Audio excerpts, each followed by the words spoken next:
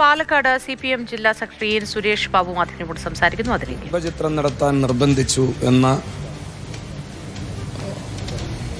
Audio message പല ദൃശ്യമാധ്യമങ്ങളും പുറത്തുവിട്ടതാണ്.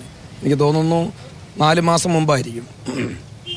പക്ഷെ അന്നെല്ലാം കോൺഗ്രസിൻ്റെ നേതാക്കൾ പറഞ്ഞത് അയാൾക്കെതിരെ പരാതിയില്ലല്ലോ എന്നാണ്. പരാതി ഇല്ല എന്ന സാങ്കേതികമായ ഒരു വിഷയം പറഞ്ഞുകൊണ്ടാണ് കേരളത്തിലെ കോൺഗ്രസ് നേതാക്കൾ VD സതീശൻ ഉൾപ്പെടെ സണ്ണി ജോസഫ് ഉൾപ്പെടെയുള്ളവർ അയാളെ ന്യായീകരിച്ചുകൊണ്ട് പല ഘട്ടത്തിലും മുമ്പിൽ വന്നത്. മാത്രമല്ല, ഇയാളെ കോൺഗ്രസ് സസ്പെൻഡ് ചെയ്തു എന്നാണ് കോൺഗ്രസ് പ്രഖ്യാപിച്ചത്. കോൺഗ്രസിൽ നിന്ന് സസ്പെൻഡ് ചെയ്ത രാഹുൽ മാങ്കുട്ടം പിന്നീട് ദൃശ്യമാധ്യമങ്ങൾ തന്നെ പുറത്തുവിട്ടു കോൺഗ്രസിൻ്റെ പല യോഗങ്ങളിലും അയാൾ പങ്കെടുക്കുന്നത്.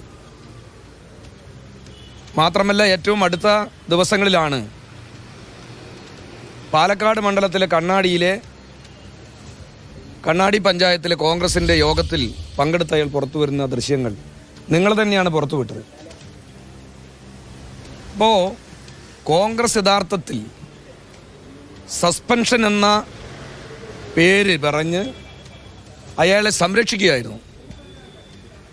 ഇവിടെ ഇരയാക്കപ്പെട്ട യുവതയ്ക്ക് ഒരു സംരക്ഷണവും കോൺഗ്രസിൻ്റെ നേതൃത്വത്തിൻ്റെ ഭാഗത്തുനിന്ന് കിട്ടിയില്ല.